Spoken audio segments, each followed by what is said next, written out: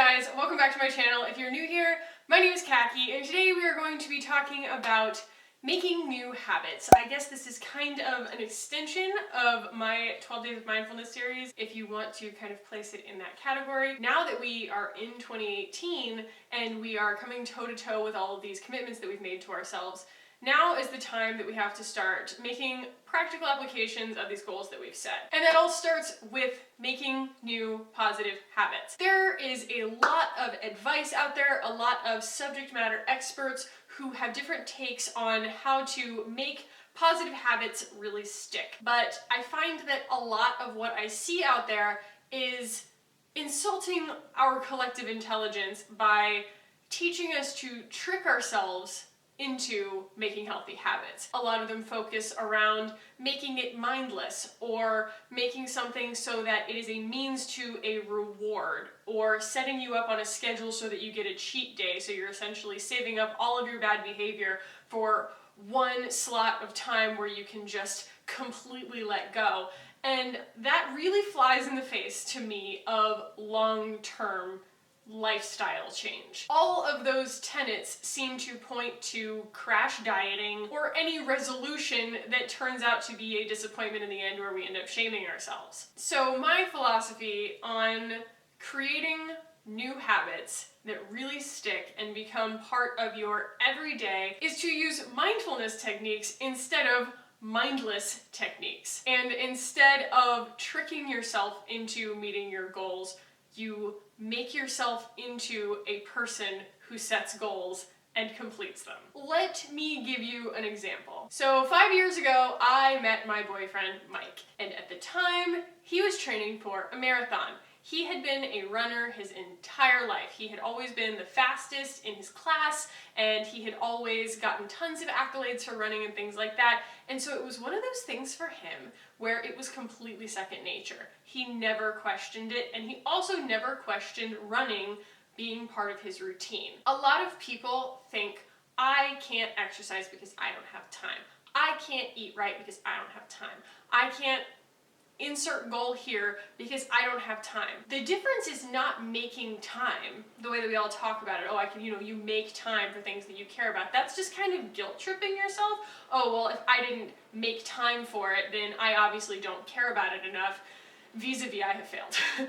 But if you begin to think of it as a non-negotiable part of your routine, then it becomes part of something that you do. It becomes a part of you. It's something that you identify with. It's almost like manifestation, where you're putting yourself at a place where you have already achieved a goal in order to feel the satisfaction of consistently meeting all of your expectations for yourself.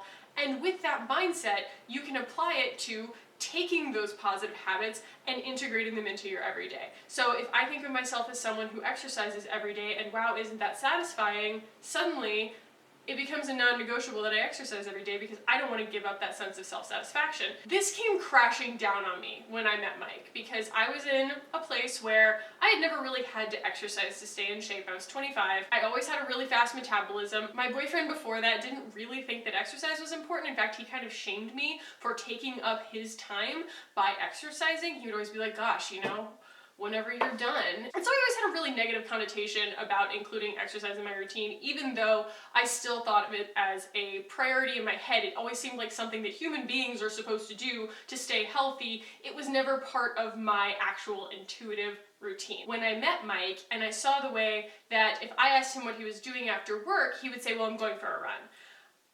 Like every day.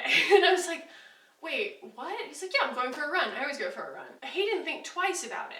It was part of his routine. He gets off work, he doesn't go to happy hour, he doesn't just go home and sit on the couch. He gets off of work and he goes for a run, period. And that completely shifted my mindset on, this is a chore that I have to make time for in my schedule, and I have to compromise and put things aside, and I'm giving something up in order to make room for this in my schedule, because then I'm always going to see it as a means of deprivation. When he says, I'm going for a run because that's what he does, that's his thing.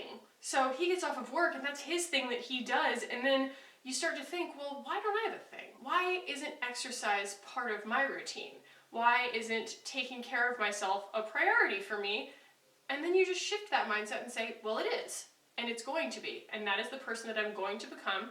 I now, from this moment forward, am the kind of person who sets a goal and completes that goal, and it's a non-negotiable. So does that mean that you never feel shame for not keeping up with your goals? Absolutely not. But the shame is not because you didn't lose the weight. It's not an outward feedback mechanism for the manifestation of the results of your goal. You have done something that's unlike you by not doing your routine, because your routine is to take care of yourself. And so as long as you can place yourself in the mindset pretty much permanently, and it just becomes like exercising any other muscle, that part of your brain starts to include these non-negotiable healthy habits into your definition of yourself, your identity. They become second nature. And I recommend this approach not just because personally I have found that it is the most beneficial way to make something stick, but also because as soon as you start thinking about yourself that way and you realize that you can shift your consciousness in order to change your habits, it starts to have a positive effect on everything else in the rest of your life. You can become more effective at work, you can become more effective in your relationships, you can become more effective in your relationship with yourself because you realize that you can affect real change by starting first with your mindset. And that is why mindfulness is real. It is so important. Neuroplasticity means that we are driving a new neural pathway in our brains that is going to become the roadmap for how we function in the future.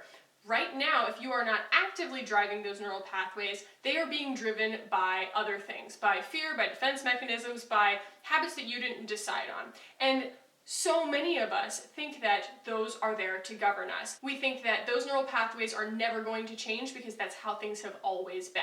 That is a very unhealthy mindset to say this is how something has always been and therefore that is how it is always going to be. That is just bad math. When you become empowered and understand that you get to control the messaging going from your brain to all of the ways that you interact with your world, it's incredibly freeing because you realize that you're no longer tied down by all of these limiting beliefs that have just been planted in your brain. They're not coming from a place of you deciding who you want to be. So I know that that's kind of heady, and if you guys have any questions, feel free to leave them as comments below for me. I want you guys to feel empowered, I want you guys to feel strong, and I believe that any good habits begin with changing our mindset, and any way of changing your mindset begins with noticing, begins with mindfulness. So guys, if you enjoyed this and you think that anybody else might enjoy it, go ahead and give it a thumbs up, pass it along on your social media if you want, and if you guys want to and you have not already, go ahead and hit that button down below and subscribe. I would love it if you did.